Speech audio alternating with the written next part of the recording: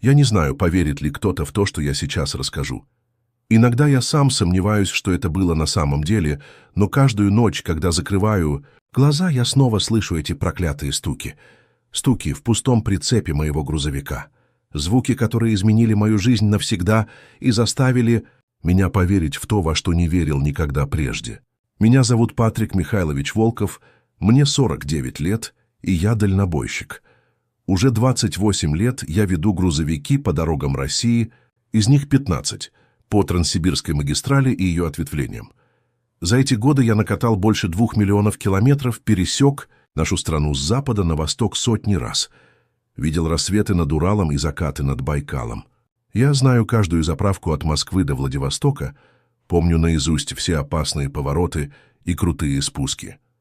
Я видел все, что может случиться на дороге бураны, которые переворачивают 40-тонные фуры, как спичечные коробки, медведей, выходящих на трассу в поисках пищи, аварии, от которых кровь стынет в жилах, и пожары, которые превращают грузовики в металлолом за считанные минуты.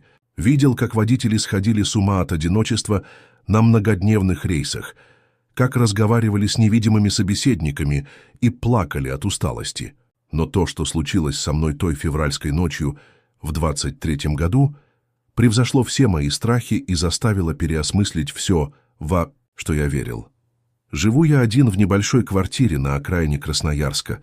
Жена ушла лет 10 назад, сказала, что устала ждать мужа, который больше времени проводит в кабине грузовика, чем дома за столом. «Ты женился на дороге, а не на мне», были ее последние слова перед тем, как она собрала вещи и уехала к сестре в Новосибирск. Дети выросли, разъехались по городам. Сын работает программистом в Москве. Дочь вышла замуж и живет в Екатеринбурге. Видимся редко, созваниваемся по праздникам. Остался только я, мой старый КАМАЗ 500115 образца 97-го года и бесконечные дороги, которые стали моим домом, моей семьей, моей жизнью. Может быть, поэтому я и стал замечать то, что раньше проходило мимо моего внимания. Когда ты один на один с тысячами километров пустоты, когда единственными собеседниками становятся голоса в рации и шум двигателя, начинаешь слышать то, что обычно заглушается шумом цивилизации. Мой КАМАЗ — это не просто машина, это живое существо с характером и настроением. За 12 лет мы с ним стали одним целым. Я знаю каждый его звук, каждую вибрацию, каждый скрип. Когда что-то не так, я чувствую это всем телом. Двигатель у него Cummins, американский, надежный, как швейцарские часы. Коробка передач ZF, немецкая, переключается мягко даже после сотен тысяч километров. Кабина обшита деревом, есть спальное место, холодильник, телевизор и даже маленький столик, где я ем и читаю газеты во время отдыха. В тот день, который я помню до мельчайших подробностей, я вез пустой прицеп из Новосибирска в Иркутск. Груз-контейнеры с запчастями для японских автомобилей выгрузил накануне вечером на складе в промзоне. Работал до глубокой ночи с грузчиками, оформлял документы, получал расчет. Новый груз должен был забирать только через 2 дня. Партию пиломатериалов для отправки в Китай. Решил не терять время и поехать налегке, хотя бы топливо сэкономлю на пустом прицепе, да и двигателю легче работать без нагрузки. План был простой. Доехать до Иркутска за 1 день, отдохнуть сутки, а потом спокойно загрузиться и двинуть в обратный путь. Стандартная схема, которую я проделывал сотни раз. Выехал рано утром, часов в 5, когда город еще спал. Февраль в Сибири — это особое время года. Морозы стоят жестокие, под -30, но воздух такой чистый и прозрачный, что дух захватывает. Снег скрипит под колесами, выхлопные газы от машин поднимаются столбами, фонари светят, как звезды в предрассветных сумерках. Дорогу знаю, как свои 5 пальцев. М-53, федеральная трасса Байкал, одна из главных артерий страны. Сначала идет через степи и лесостепи, потом углубляется в тайгу, которая в зимнее время выглядит как декорация к фильму ужасов. Бесконечные ряды елей и сосен, укутанных снегом, безмолвные и величественные, как стражи какого-то древнего храма. Первые 300 километров прошли как обычно. Дорога была практически пустой, лишь изредка встречались такие же дальнобойщики, как я. да несколько легковушек с местными номерами. Радио работало нормально, играла музыка 90-х. Иногда в эфире появлялись голоса других водителей, обменивающихся информацией о дорожной обстановке, ценах на топливо и местах, где можно нормально поесть. Около полудня остановился покушать в кафе «Три медведя» под Ачинском. Место знакомое, уютное, с домашней кухней и приемлемыми ценами. Хозяйка, тетя Галя, женщина лет 60, с добрыми глазами и натруженными руками, всегда встречает водителей как родных детей. Заказал борщ со сметаной, котлеты с картошкой и чай с вареньем. Еда была горячей и вкусной. Согрела после морозной дороги. Пока ел, разговорился с другим дальнобойщиком, Серегой из Кемерово. Он вез уголь в Красноярск, жаловался на плохую дорогу и усилившийся мороз. Говорил, что синоптики обещают снегопад к вечеру, советовал не торопиться и переночевать где-нибудь в городе. «Зима в этом году злая», — говорил он, прихлебывая чай. «Такой морозищи давно не было, и что-то странное творится на дорогах. Вчера встретил мужика, он из Иркутска ехал, так рассказывал такое. Волосы дыбом встают». Я спросил, что именно рассказывал тот водитель, но Серега замялся, покрутил головой и сказал, что не стоит всякую чушь пересказывать. Мол, люди устают в дороге, им разное мерещится. Но в его глазах я увидел что-то такое, что заставило меня насторожиться. Страх. Настоящий, глубокий страх. После обеда поехал дальше. Погода действительно начала портиться. Небо затянуло тяжелыми серыми тучами, ветер усилился, температура упала еще на несколько градусов. Включил обогрев зеркал и лобового стекла, проверил уровень незамерзайки. На всякий случай связался по рации с диспетчером, сообщил о своем местонахождении и планах на вечер. Все шло как обычно до самого вечера. Где-то около 6 часов начало темнеть. Зимой в Сибири солнце садится рано, а тьма наступает такая плотная, что кажется, будто весь мир исчез. Остались только твои фары и полоса асфальта впереди. Снег начал падать крупными хлопьями. Не ураган, но достаточно плотно, чтобы видимость снизилась до 50 метров. Я притормозил, включил аварийку и противотуманные фары, стал ехать осторожнее. В такую погоду главное не торопиться. Лучше опоздать на час, чем не доехать вовсе. Многие водители, особенно молодые, пренебрегают этим правилом и потом расплачиваются. Видел я немало искореженных машин, занесенных снегом кюветов и перевернутых фур. Примерно через час после наступления темноты, где-то между Ачинском и Канском, в районе поселка Боготол, я услышал первый стук. Сначала подумал, что эта ветка упала на прицеп или кусок льда с проезжающего мимо грузовика, отлетел и ударил по металлу. Но встречных машин не было уже минут 20. Дорога была абсолютно пустой, только снег да тьма вокруг. Стук повторился через несколько минут, потом еще раз. Глухой металлический звук, как будто кто-то кулаком бьет по стенке прицепа изнутри. Звук был отчетливый, ритмичный, явно не случайный. Я прибавил громкость радио, подумав, что мне просто показалось, но стуки продолжались. Решил остановиться и проверить. Нашел относительно безопасное место на обочине. Включил аварийку, взял фонарик и вышел из кабины. Мороз ударил в лицо, как пощечина, дыхание сразу превратилось в пар. Снег хрустел под ногами, ветер свистел в ушах. Температура была около минус 35, а с учетом ветра ощущалось все 40. Прицеп стоял, как ни в чем не бывало. Я обошел его со всех сторон, светя фонариком. Замок на месте, опечатки целые, как и положено при перевозке порожняка, для отчетности перед налоговой. Никаких повреждений, никаких следов ударов. Постучал сам по стенке кулаком, звук был совершенно другой, звонкий, пустой, какой и должен быть от металлического листа. То, что я слышал в кабине, было другим. Более глухим, более объемным, что ли, как будто кто-то стучал не по тонкому металлу, а почему-то более плотному. И самое странное, звук шел именно изнутри, а не снаружи. В этом я был абсолютно уверен. Постоял еще несколько минут, прислушиваясь, тишина. Только ветер и шелест падающего снега. Решил, что просто устал, что долгая дорога и монотонность движения сыграли со мной злую шутку. Бывает такое с водителями, слуховые галлюцинации от переутомления. Нужно было просто выспаться, и все пройдет. Сел в кабину, включил печку на полную мощность, чтобы согреть руки и ноги, и поехал дальше. Радио начало барахлить. В тайге всегда проблемы со связью, особенно в снегопад.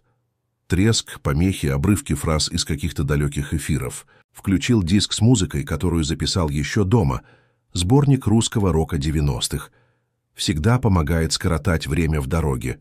Но даже музыка не могла заглушить то, что началось дальше. Стуки возобновились примерно через полчаса после остановки.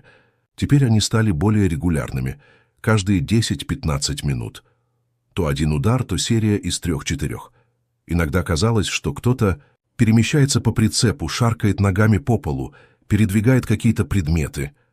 Я убавил громкость музыки, чтобы лучше слышать, и понял окончательно. Звуки идут определенно изнутри прицепа. Не снаружи, ни от дороги, ни от самого грузовика, именно из грузового отсека, который был пуст, как моя душа после развода. Попытался найти логическое объяснение.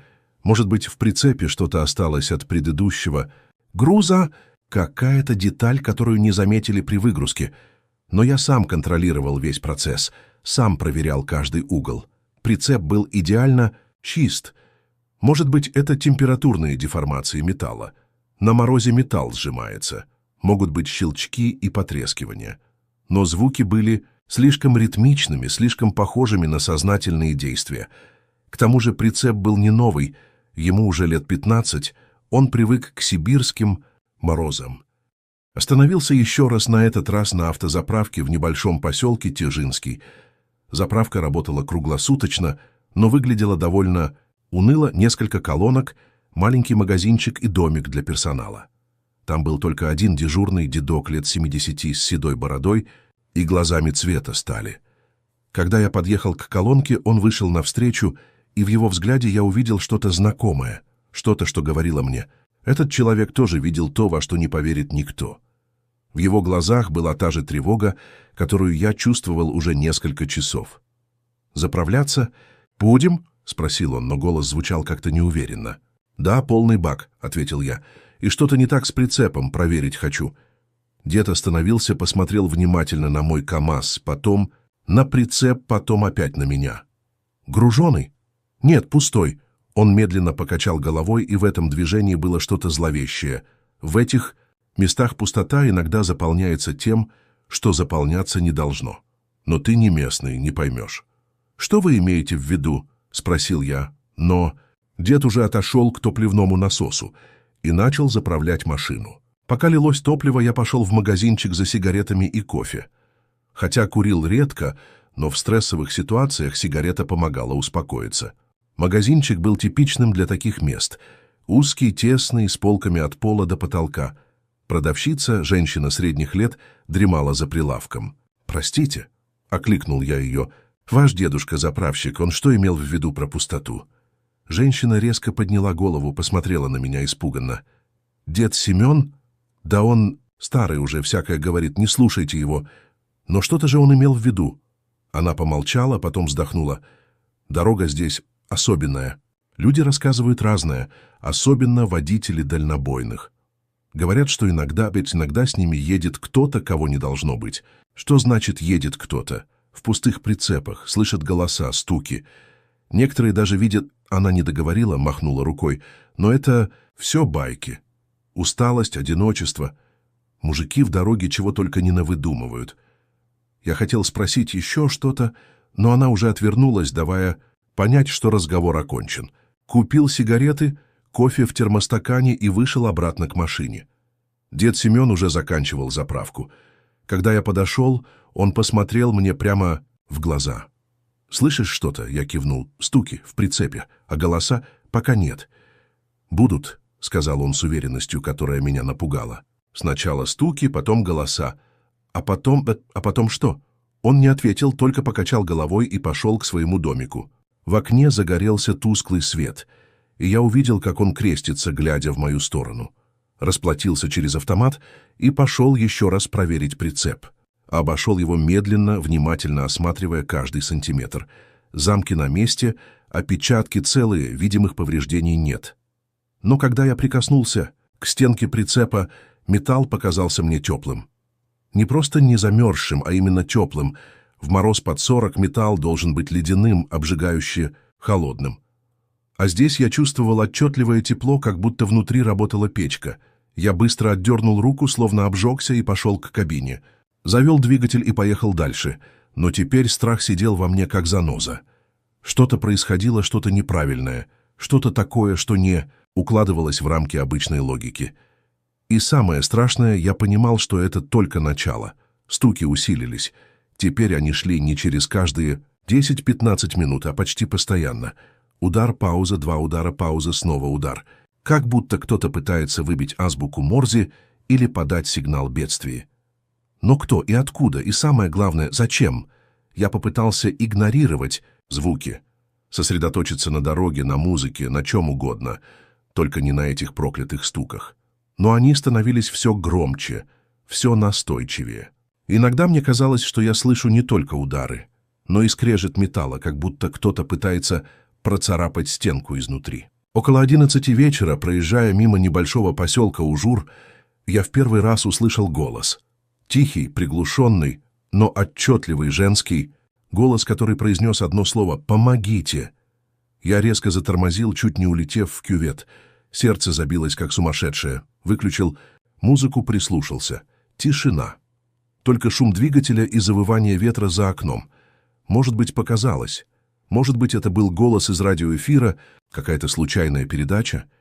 Но радио было выключено уже час назад из-за помех. Поехал дальше, но теперь каждый звук заставлял меня вздрагивать. Стуки продолжались, и теперь к ним добавились новые звуки.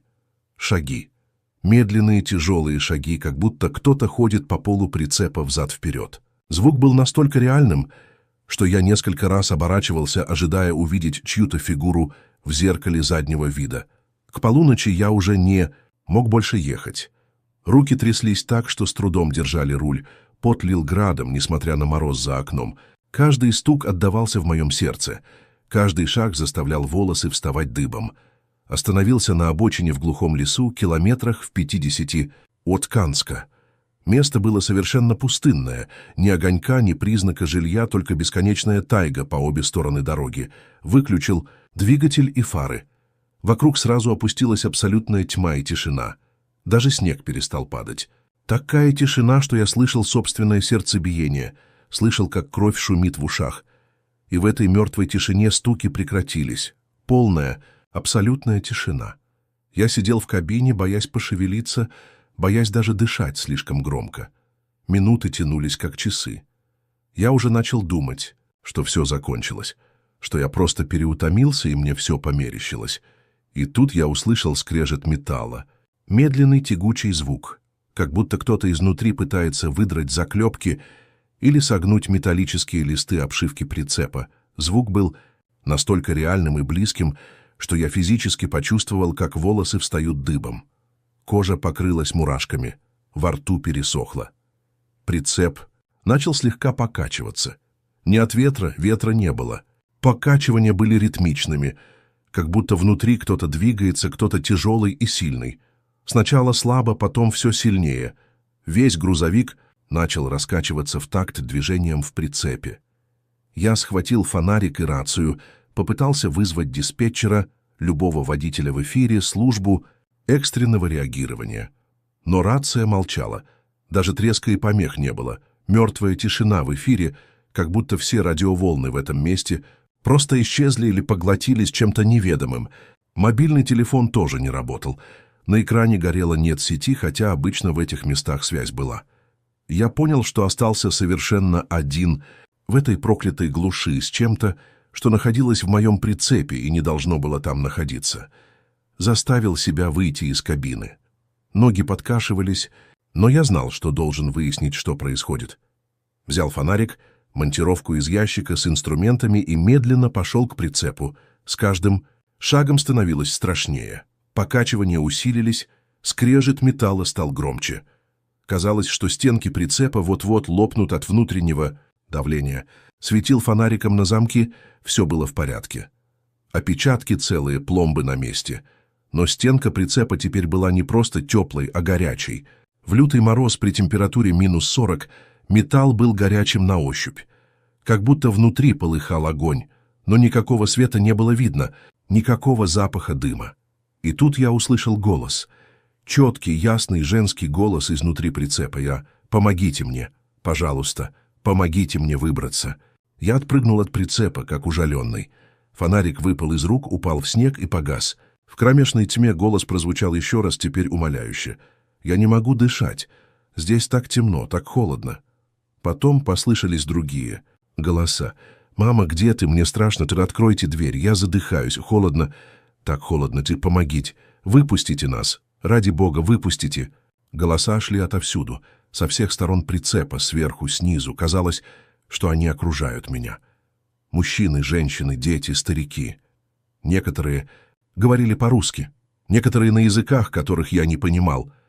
Но интонации были понятны без перевода. Все молили о помощи, все плакали, все кричали от отчаяния. Среди голосов я различил детский плач, такой пронзительный и безутешный, что сердце сжалось от боли. Маленький ребенок звал маму, просил не оставлять его одного в темноте, и старческий голос, дрожащий от страха и холода, повторял одну и ту же молитву снова и снова.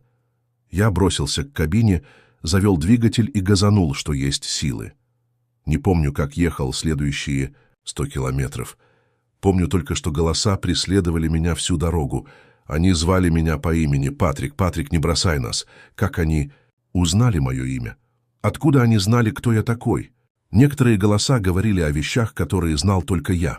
О моей жене, о детях, о том, как я боюсь одиночества и смерти. Они знали мои самые сокровенные страхи, самые темные мысли, которые я никому не рассказывал. «Ты такой же одинокий, как мы», — говорил мужской голос. «Ты такой же забытый. Присоединяйся к нам. Здесь не больно», — шептал детский голос. «Здесь просто темно и тихо. Мы ждем тебя». Женский голос, который я слышал первым, стал более настойчивым. «Патрик, ты ведь знаешь, что мы настоящие? Ты чувствуешь нас. Мы были такими же, как ты. Мы тоже ехали по этой дороге. Я прибавил газу, но голоса не отставали. Казалось, что они исходят уже не только из прицепа, но и из самой кабины, из радио, из вентиляционных решеток. Они окружали меня со всех сторон, становились все громче и настойчивее. «Остановись, Патрик», — говорил пожилой мужской голос. «Открой замок. Мы так долго ждали, мы замерзли, нам нужно тепло твоей кабины». «Не слушай их», — вдруг закричал другой голос, молодой и испуганный. «Беги, не останавливайся, они заберут тебя с собой». Но первые голоса заглушили предупреждение. «Не верь ему, Патрик, он завидует. Он хочет, чтобы ты остался один, как он.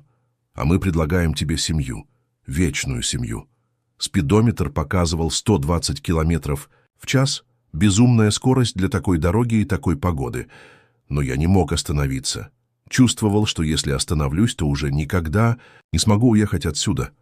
Вдруг двигатель начал глохнуть. Сначала небольшие перебои, потом все хуже и хуже.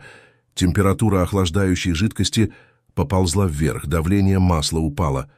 Я понял, что долго так не протяну. «Видишь, Патрик?» — засмеялся один из голосов. «Твоя машина понимает, она знает, что сопротивляться бесполезно. Останавливайся. Открой замок». К голосам добавились новые звуки. Теперь я слышал, как в прицепе что-то скребется по стенкам, как будто множество рук пытается прорваться наружу. Металл стонал и трещал под этим натиском. Весь грузовик трясся, как в лихорадке.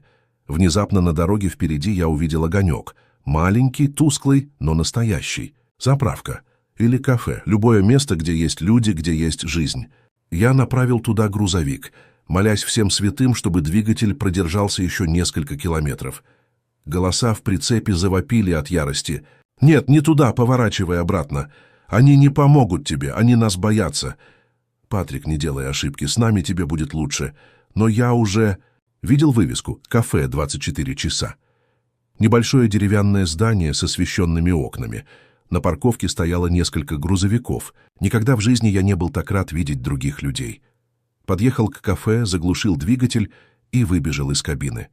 За спиной раздался оглушительный грохот, как будто прицеп взорвался изнутри. Но когда я обернулся, он стоял, как ни в чем не бывало. Тихий, спокойный, абсолютно нормальный. Голоса стихли. Наступила обычная зимняя тишина. В кафе было тепло, уютно и многолюдно.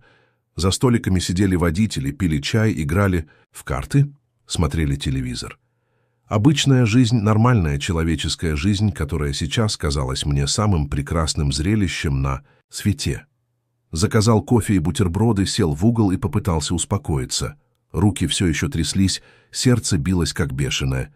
Несколько раз ловил на себе любопытные взгляды других водителей. Видимо, выглядел я не очень хорошо. Один из них, мужчина средних лет в ватнике и шапке-ушанке, подошел к моему столику. «Ты ничего, браток, вид у тебя какой-то того». Я хотел ответить, что все нормально, но вместо этого выпалил. «Ты когда-нибудь слышал голоса в пустом прицепе?» Мужчина резко изменился в лице. Сел напротив меня, внимательно посмотрел в глаза. «Слышал. И не только я. Эта дорога, она особенная. Здесь много чего происходит, чего быть не должно». «Что это такое?» — спросил я шепотом. «Не знаю точно. Старики говорят, что это души тех, кто умер в дороге. Замерзли, разбились, пропали без вести. Они привязаны к трассе, не могут уйти, ищут попутчиков. А почему именно в пустых прицепах? Потому что пустота привлекает их. Они думают, что смогут там поместиться, что кто-то их подвезет туда, где они хотят быть. Но дело в том, что они сами не знают, куда хотят попасть, поэтому и не могут уйти. Мы просидели в кафе до рассвета. Водитель, который оказался Василием из Томска, рассказал мне еще несколько историй о странных происшествиях на этой дороге. О грузовиках, которые находились мертвыми водителями, умершими от сердечного приступа, но без видимых причин. О машинах, которые исчезали на несколько дней, а потом находились в совершенно других местах. При этом водители ничего не помнили. «Главное правило-ка», — сказал он перед уходом, — «никогда не останавливайся один в глухих местах. И если услышишь голоса, не слушай, что они говорят. Они умеют быть очень убедительными». Когда начало светать, я набрался смелости выйти к своему грузовику. Прицеп выглядел абсолютно нормально. Холодный, тихий, обычный металлический ящик. Я даже потрогал его рукой, металл был ледяным, как и должен быть на морозе. Завел двигатель, и он заработал как новенький. Никаких проблем с охлаждением или давлением масла. Как будто ночные неполадки были еще одним проявлением того кошмара, который я пережил. Доехал до Иркутска без приключений. Дорога была полна машин, светило солнце, играло радио. Все было нормально, обыденно, привычно, но я знал, что изменился навсегда. Что-то внутри меня сломалось и уже никогда не будет прежним. В Иркутске я остановился на базе, где обычно ночевал.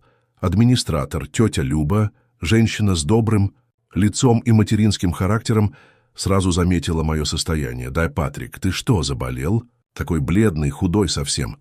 «Не спал всю ночь», — ответил я. «Ишь ты, торопыга, надо было где-нибудь переночевать. Зачем рисковать в такую погоду?» Я не стал объяснять настоящую причину. Кто бы поверил? Сам бы не поверил, если бы мне кто-то рассказал такую историю еще вчера. Пошел в душ, переоделся, поел в столовой. Все это время не мог отделаться от ощущения, что за мной кто-то наблюдает. Несколько раз оборачивался, но никого подозрительного не видел. Просто другие водители, занятые своими делами. Вечером, когда стемнело, пошел еще раз проверить прицеп. Хотел убедиться окончательно, что все в порядке, что кошмар действительно закончился. Открыл замок, зашел внутрь с фонариком. Прицеп был пуст. Абсолютно пуст. Никаких следов, никаких повреждений, никаких признаков того, что здесь кто-то был.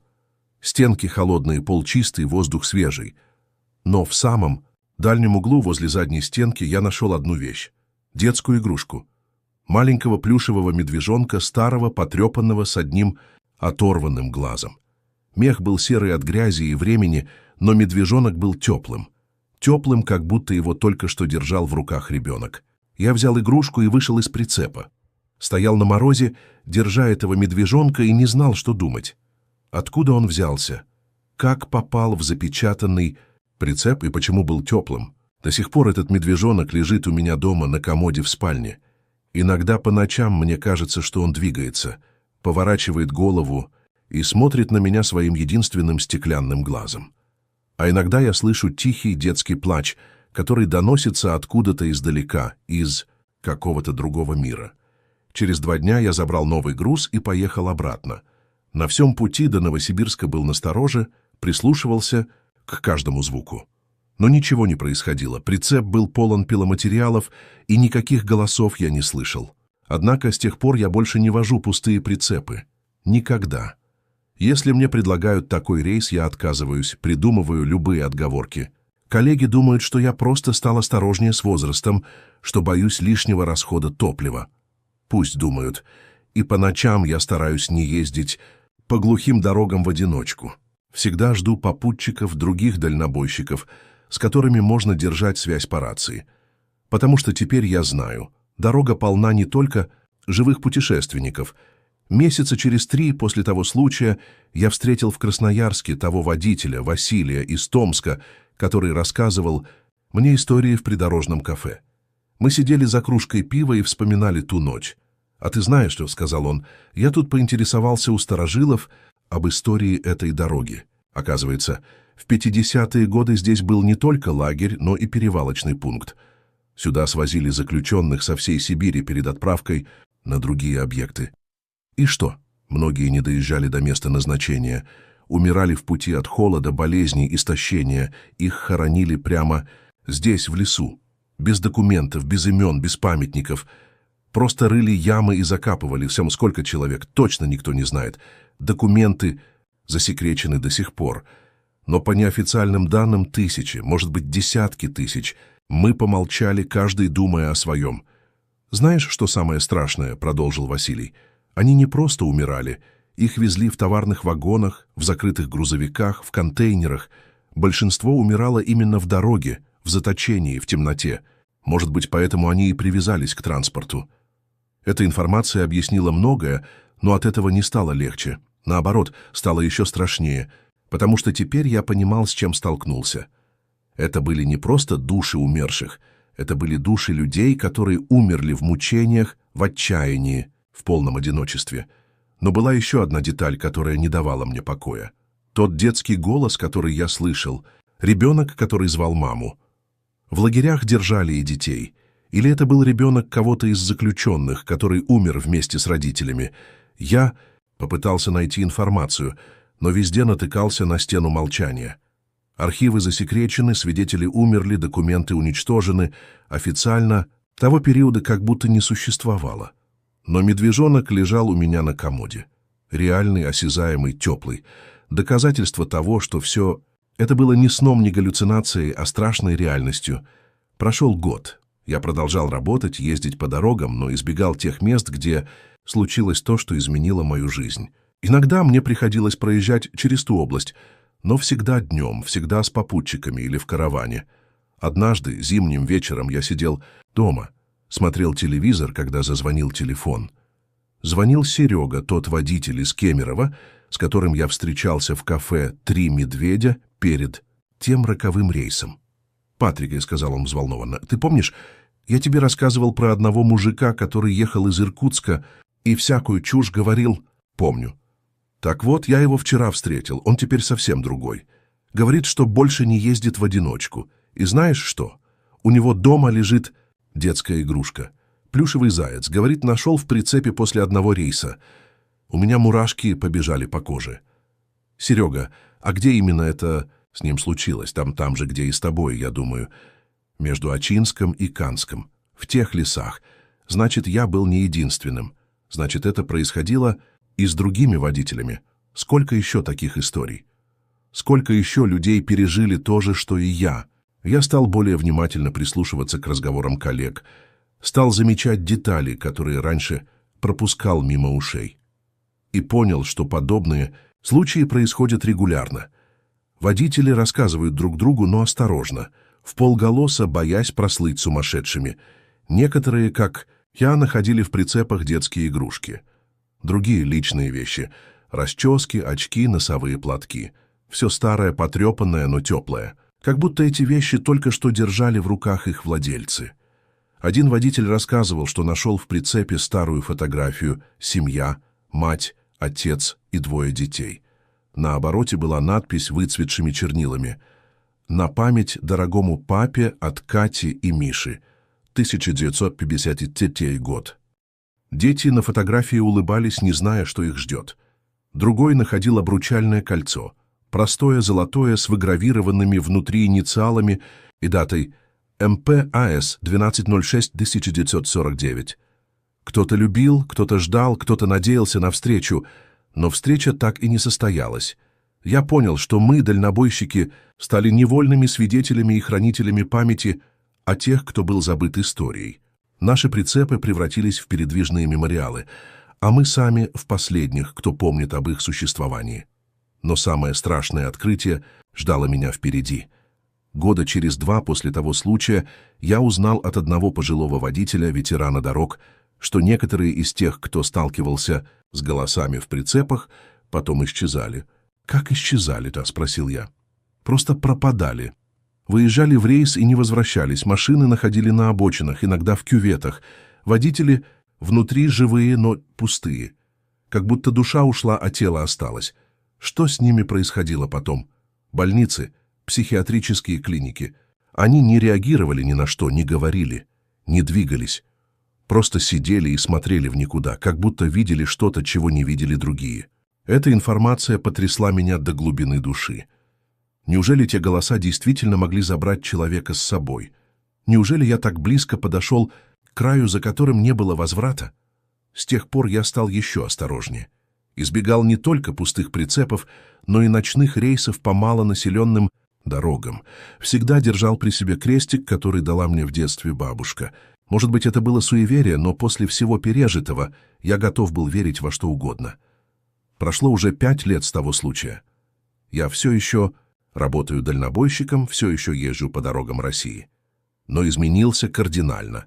Стал более внимательным к людям, к жизни, к тому, что действительно важно. Медвежонок до сих пор лежит у меня на комоде. Иногда, когда мне особенно одиноко, я беру его в руки и думаю о том ребенке, который когда-то держал его так же. Думаю о его матери, которая, возможно, сшила эту игрушку своими руками. Думаю о том, как они умирали в холоде и темноте, как звали друга, как надеялись, что кто-то их спасет. И я понимаю, что они не злые, они не хотели причинить мне вред. Они просто искали помощи, искали того, кто выслушает их, кто вспомнит о них, потому что быть забытым — это хуже смерти. Может быть, поэтому я и рассказываю эту историю, не для того, чтобы напугать или удивить, а для того, чтобы кто-то еще узнал об их существовании, чтобы их имена, хоть и неизвестные, не исчезли окончательно. Я все еще дальнобойщик. Все еще езжу по дорогам, которые помнят больше, чем мы можем представить. И теперь я знаю, дорога — это не просто асфальт и разметка. Дорога — это хранилище человеческих судеб, радостей и трагедий. Иногда ночью, когда еду по пустынной трассе, я включаю радио и слушаю голоса других водителей в эфире, живые голоса живых людей. И думаю о том, что где-то рядом, в параллельном мире, может быть, звучат и другие голоса, голоса тех, кто больше не может говорить, но все еще надеется быть услышанным. И я больше никогда не повезу пустой прицеп, потому что теперь я знаю, пустота имеет свой вес, свою боль, свою память. И этот вес тяжелее любого груза, который я когда-либо перевозил. После той ночи я понял одну простую истину. Мы все пассажиры на дороге жизни. И никто из нас не знает, где закончится наш путь. Поэтому нужно ценить каждый день, каждую встречу, каждый восход солнца над бесконечной дорогой.